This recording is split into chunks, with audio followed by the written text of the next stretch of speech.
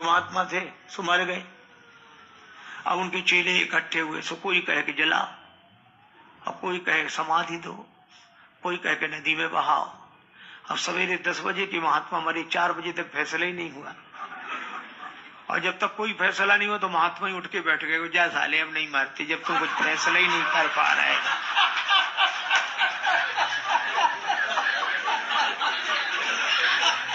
हमने भी छोड़ दिया मरने का विचार।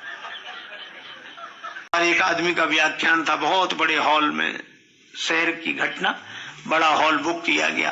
बेचारे ठीक समय पर बोलने के लिए पहुंच गए, पर मजे की बात हॉल में एक श्रोता बैठा, एक। बड़े हतोत्साहित हुए कि अब क्या बोले।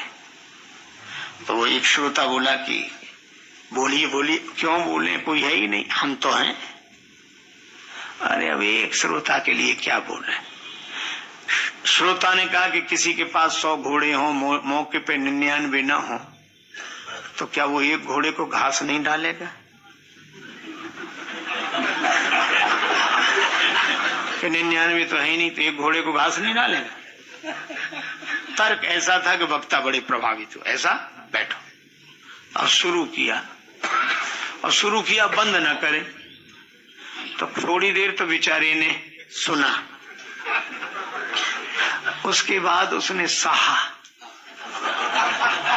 पहले कर रहा था वाह, अब करने लगा आह। अब उसे लगे ये कब बंद करें। 2 घंटे में बंद किया। बेचारा श्रोता अधमरा हो गया, कुछ कहने लायक नहीं बचा। तो उस वक्ता ने कहा कि तुम्ही ने तो कहा था कि 99 घोड़े न हो तो एक घोड़े को घास नहीं डालोगे। श्रोता हाथ जोड़ के बोला, इसका ये भी मतलब नहीं था कि 99 की घास एक ही घोड़े पे डाल दो।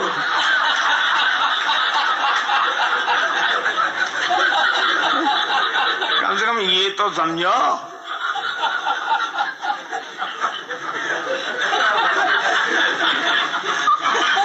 नारद जी नहीं समझे, शंकर जी समझ गए। हरि इच्छा बलवान।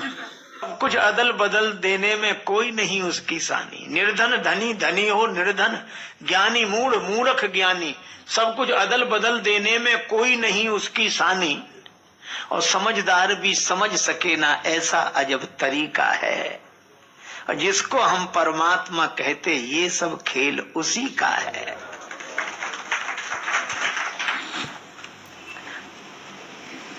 मिट्टी काली पीली हरे बन, आसमान का रंग नीला, सूर्य सुनहरा चंद्रमा शीतल, सब कुछ उसकी ही लीला। और सबके भीतर स्वयं छिप गया, सृजनहार सृष्टि का है। जिसको हम परमात्मा कहते, ये सब खेल उसी का है। क्षण भर को भी नहीं छोड़ता, सदा हमारे साथ में है। काया की श्वासा डोरी का तार उसी के हाथ में है। हंसना रोना मरना जीना सब उसकी मर्जी का है। जिसको हम परमात्मा कहते, ये सब खेल उसी का। राजेश्वर आनंद अगर सुख चाहो तो मानो शिक्षा, तज अभिमान मिला दो उसकी इच्छा में अपनी इच्छा। यही मुक्ति का भाव है प्यारे, यही भक्ति का भाव है प्यारे, और सूत्र यही मुक्ति का है। इस संसार की गतिविधियों पर नहीं अधिकार किसी का है। जिसको हम परमात्मा कहते, ये सब खेल उसी का है। भगवान शंकर कहते हैं, ज्ञानी मूढ़ न कोई, यही जब रघुपति करें जस सो तस तेहि छन होए। इसलिए न कोई ज्ञानी न कोई मूर्ख। पर अगर तुम्हें नई बात समझ में आ रही तो यह प्रसंग में सुनाऊंगा। तुम एक महात्मा के पास एक सज्जन गए, बोले बाबा। आप बोलो। बोले आप रोज कहते हो खुदा की खुदाई, हमें दिखाओ। बाबा बोले खुदा की खुदाई देखी नहीं जाती, समझी जाती। बोले नहीं हमें तो देखना है। बाबा बोले कल लाना। दूसरे दिन गया, बाबा ले गए उसे जंगल में। एक पहाड़ पर खड़े हो गए, नीचे नदी बह रही थी। अच्छे से बोले देख ले, ये है खुदा की खुदाई। ये नदी की जो खुदाई है, खुदा की खुदाई है। नदी की खुदाई खुदा की खुदाई है। बोला ये कैसे खुदा की खुदाई? तो महात्मा बोले क्या तेरे बाप ने खुदाई है? ये वन तो भगवान ने बनाया। इसीलिए महात्मा लोग वन में जाते थे भजन करने। सब चीज भगवान की बनी हुई, और भगवान की बनी हुई चीजों के बीच में रहकर किसी को भगवान की याद आ जाए तो कोई आश्चर्य नहीं। एक महात्मा से किसी ने कहा कि महाराज आप अपनी जीवनी बताओ। जीवनी लिखा तो महात्मा बोले अभी से क्या लिखते हो जीवनी?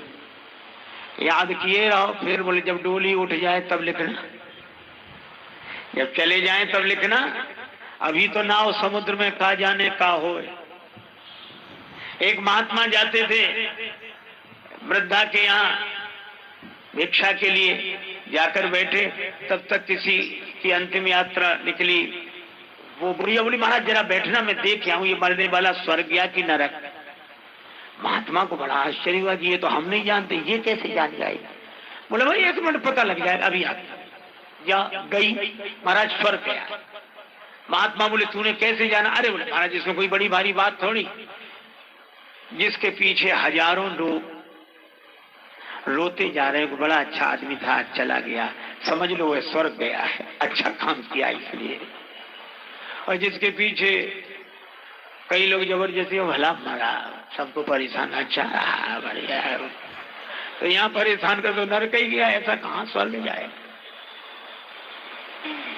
महात्मा बड़े प्रसन्न हुए। और वही महात्मा दूसरे के यहाँ गए, सो गुड़िया से भिक्षा मांगी। गुड़िया क्या बोली? बाबा हमारे एक प्रश्न का उत्तर दे दो। क्या? बोले तुम्हारी दाढ़ी मूछ अच्छी है कि हमारे कुत्ता की पूंछ? बाबा थे माधव दास जी महाराज वृंदावन। सो बाबा हंसते, अरे भैया फिर कभी उत्तर नहीं दिया। तुम्हारी दाढ़ी मूछ अच्छी कि मेरे कुत्ता की पूंछ अच्छी? कोई उत्तर नहीं। एक दिन पता लगा कि बाबा ने शरीर छोड़ दिया। तो बुढ़िया दरवाजे पे आके खड़ी हो गई, विमान जा रहा है, उतारो। हमें उत्तर नहीं दिया, उत्तर दिए बिना कैसे जा रहे, देना पड़ेगा। अरे कहा कि बाबा गए, बोल नहीं उतार दिया। तो चरण पकड़ लिए, हिलाने लगी, बाबा उत्तर दो। अब चरण ही पकड़ लिए तो बाबा के शरीर में प्राण आ गया। बाबा उठकर बैठ गए। बोले मेरा तो एक ही सवाल है कि जाते जाते ये बताओ मेरे कुत्ता की पूंछ अच्छी कि तुम्हारी दाढ़ी मूछ अच्छी? सो बाबा अपनी दाढ़ी मूछ पर हाथ फेर के बोले कि तेरे कुत्ता की पूंछ से तो 100 गुनी मेरी दाढ़ी मूछ अच्छी है। तो बुढ़िया बोली बाबा ये तो मैं भी जानती थी, पर आपने उत्तर दिया क्यों नहीं? जिंदगी भर उत्तर नहीं दिया। बाबा बोले अगर मैं उत्तर देकर ये कह देता कि मेरी दाढ़ी मूछ अच्छी है और मुझे अभिमान हो जाता तो भगवान की लीला कोई नहीं जानता, कोई ना कोई काम ऐसा हो जाता मेरे द्वारा कि तेरे कुत्ता की पूंछ अच्छी हो जाती है। लेकिन अब ज्यों की त्यों धर दी नी चदरिया, तो अब मैं कह रहा हूं कि मेरी दाढ़ी पूंछ अच्छी है। और इसीलिए छिपा कर रखते थे। छोटा सा पौधा, उसके पास आसपास घेरा लगाना पड़ता है, नहीं तो बकरियां चर जाएंगी। हाँ वो विशाल वृक्ष बन जाए तो हाथी बंधे रहते हैं। विवाह करना चाहते हैं लेकिन इतनी कन्याएं मिलेंगी कहां से? एक महात्मा ने कहा एक काम करो, क्या? बोले पहाड़ की शिलाएं ले आओ और एक एक शिला काट छांट कर नाक नक्शा बनाकर तैयार करो। एक दिन राम जी को बुला लेंगे और वो राम जी चरण छुलाते चले जाएंगे, सब शिलाएं सुंदर वधुएं हो जाएंगी। बोले बड़ा अच्छा विचार। तो बोले महात्मा तो शिला की खुट पुट कर रहे हैं। भगवान ने सोचा गलत संदेश चला गया, तो राम जी ने ये लीला ही इसीलिए रची। श्री सीता जी के वियोग की कल्पना, और राम जी लगे रोने और जोर जोर से रोए, जबकि पता है कि सीता जी कहाँ है। और जब राम जी को रोते सुना तो महात्मा बोले कौन रो रहा है? बोले राम जी रो रहे हैं। क्यों रो रहे हैं? बोले उनकी परिणीता सीता जी का हरण हो गया। महात्मा बोले तो क्या विवाह के बाद रोना भी पड़ सकता है? तो कहा कि जब भगवान रो रहे हैं तो तुम किस खेत की मूली हो? तो महात्मा ने बोले हटाओ हटाओ शिलाएं फेंक दी। बोले ऐसे ही ठीक। और आगे जाके राम जी बहुत हंसे, उनको लगा कि हमारे रोने की लीला से इन महात्माओं का सदा सदा का रोना समाप्त हो गया। ये करुणा निधान भगवान की लीला। और ये मेरी अपनी कल्पना नहीं, तुलसीदास जी ने लिखा है, बिंद के वासी उदासी तपोव्रत धारी महाबिनु नारी दुखारे, गौतम तीय तरी तुलसी सुकथा सुनिवे मुनि वृंद सुखारे, हुई शिला सब चंद्रमुखी पर से पद मंजुल कंज तिहारे, और कीनी भली रघुनायक जो करुणा करी कानन को पग धारे। को पग धारे। तो भगवान की लीला है। आगे जटायु जी मिले, जटायु जी के माथे पर भगवान ने हाथ रखा, निरख राम छवि धाम मुख विगत भई सो पीर, और सीता जी का संदेश उन्होंने सुनाया। भगवान बोले कुछ दिन जीवित रहो, जटायु जी बोले कि नहीं। अच्छा नहीं रह सकते जीवित, मुझे नेत्रों में रखकर प्राण ही देना चाहते हो तो वरदान मांगो, मांगो वरदान प्रिय तात विचुरती बार देगो सुबहारी, ये राम रुचि तुम्हारी में देंगे। कहा आप रहा पास क्या तुम्हारे नाथ, देखो महाराज को विराग भेषधारी में, जानते नहीं हो कौशलेश रमेश हूं मैं, अखिल भुवनेश बैकुंठ को बिहारी में। जटायु जी बोले क्या दोगे? अरे बोले ये तो मेरी लीला है, पर मैं बैकुंठाधिपति हूँ। जटायु जी बोले सो तो सब ठीक, लेकिन गोद ले लिया या गद्द को विनीत याते, प्रभु की संपत्ति को भयो हूँ अधिकारी मैं।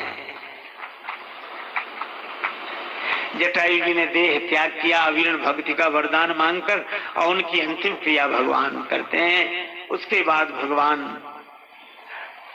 को कबंध आदि राक्षस तो मिले, पर एक ऐसा राक्षस मिला जिसकी सिर ही नहीं है। दुर्वासा ने मुझे श्राप दिया। भगवान ने कहा गंधर्व सुनो, मुझे ब्राह्मणों का विरोधी सहन नहीं होता। और वहां भगवान ने ऐसी बातें कही, पूजी विप्रशील गुणहीना शूद्र न गुणगण ज्ञान प्रवीणा। बहुत लोगों को आपत्ति होती है, पर आपत्ति की कोई बात नहीं। रामचरितमानस की कथा का मर्म समझना चाहिए। भगवान ये किसे कह रहे हैं? उस कबंध को जिसके सिर ही नहीं है। और सिर क्या है? कि ब्राह्मण मुखमासीत बाहु राजन्य कृता, कहते श्लोक है।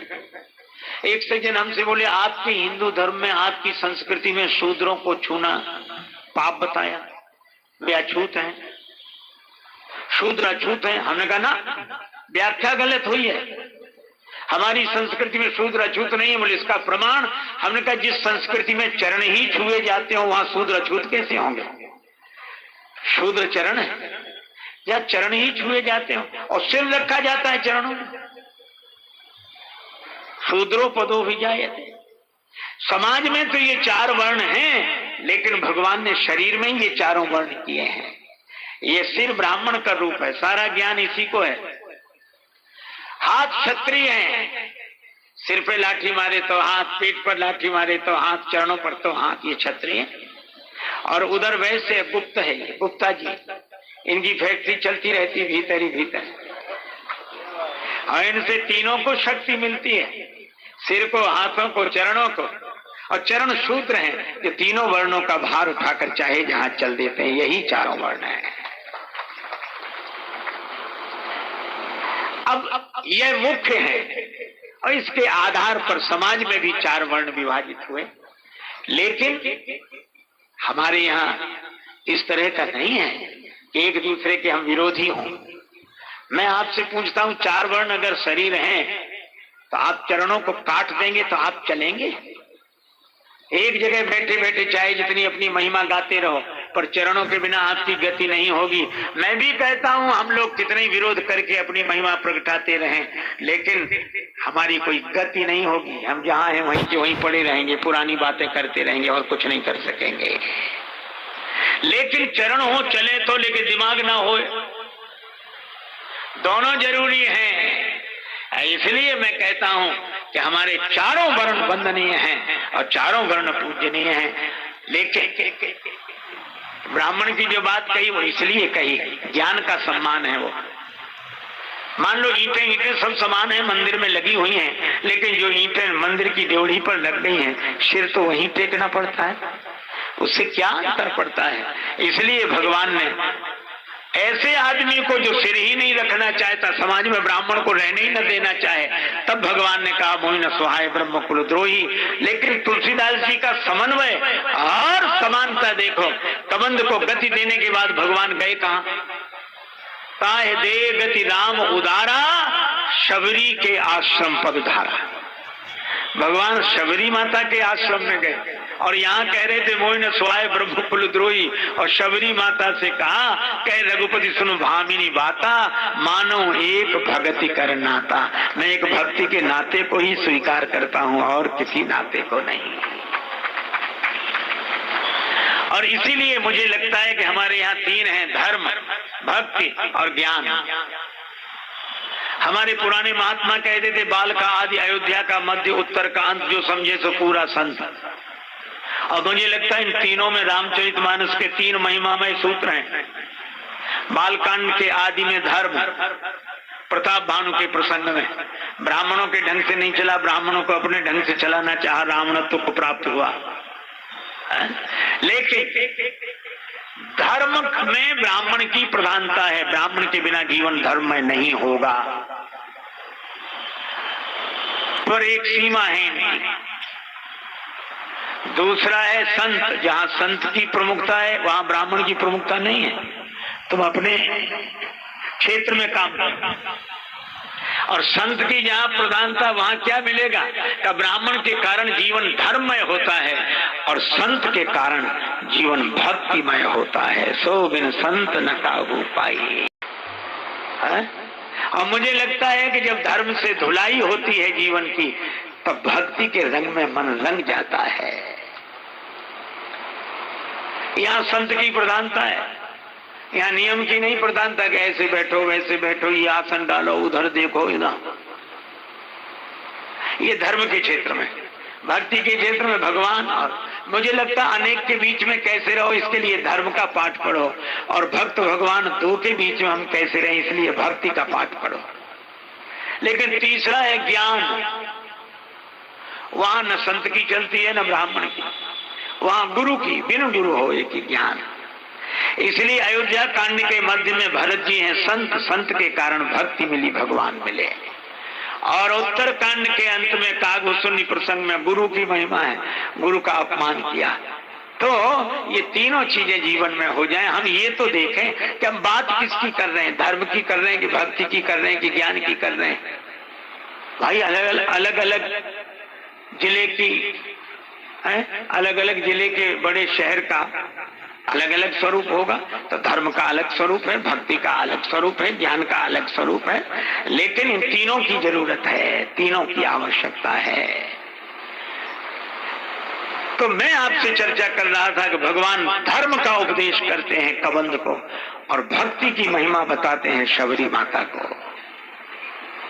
और ज्ञान का उपदेश करते हैं दशरथ जी को। रावण के मरने पर जब दशरथ जी आए, रघुपति प्रथम प्रेम अनुमाना, चितय पितय दीने दृढ़ ज्ञाना। तो इन सब की आवश्यकता है, कौन कहाँ कैसे है यह देखना चाहिए। भगवान शबरी माता के यहाँ आए और शबरी के बेरों का बड़ा वर्णन है। यद्यप मानस में कंदमूल फल सुरस आती, तो भगवान कहते हैं बेर जनी लावो, बेर बेर जनी लावो, बेर बेर जनी लावो, बेर लावो कहे बेर बेर। भगवान से आयुर्वेद कहता है धात्री फलम सदा पथ्यम कुपथ्यम बदनी फलम। ये बेर कुपथ्य है, पर कोई प्रेम के कारण दे तो भगवान कुपथ्य भी स्वीकार कर लेते हैं। जय जयकार हुई। शबरी माता से भगवान ने कहा मैं चलूं। देखो मैं मुंबई में था, एक मैया ने मुझसे पूछा, वहां श्री हनुमान चालीसा की कथा हो रही, तो एक माता हमसे बोली बहुत हाथ जोड़कर, महाराज, कहा मैया बोलो, हम लोग महिलाएं हनुमान चालीसा पढ़ सकती हैं? बड़े नियम बनाए गए, महिलाएं नहीं पढ़ सकती और ऐसा पूजा नहीं कर सकती। तो हमने कहा कि भैया हमसे क्या पूछती हो, हनुमान चालीसा से ही पूछ लो। बोले हनुमान चालीसा ने कहा है? हाँ कहा है। बोले क्या कहा है? हमने कहा हनुमान चालीसा में लिखा है जो यह पढ़े हनुमान चालीसा। तो जो का मतलब क्या है? पुरुष, ब्राह्मण। अरे महात्मा नहीं, जो यह पढ़े, जो पढ़े। वहां कहां नियम है? बोले हाँ ये तो ठीक है। हमने कहा कोई तुम्हें मना किया करे तो हनुमान चालीसा ही बता दिया करो कि ये लिखा है। तुलसीदास जी महाराज ने हनुमान चालीसा लिखा, उन्हें कोई आपत्ति नहीं है कि कौन पढ़े।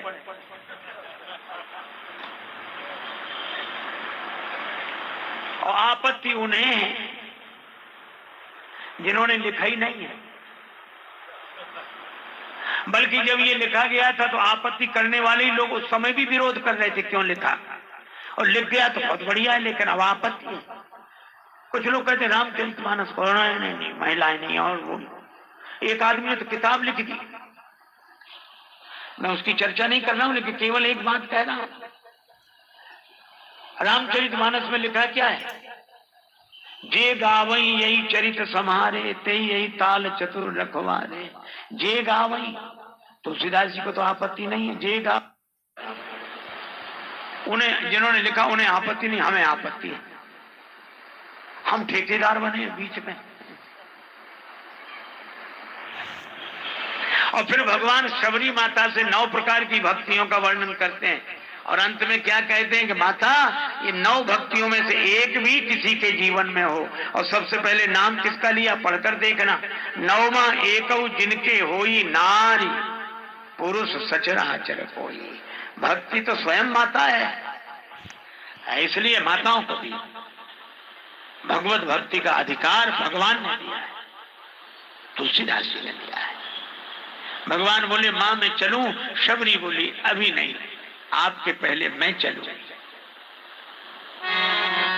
भगवान को देखते देखते शबरी माता ने भगवान को देखते देखते देह का त्याग कर दिया। भगवान आगे बढ़े, ऋषिमुख पर्वत की ओर बढ़े।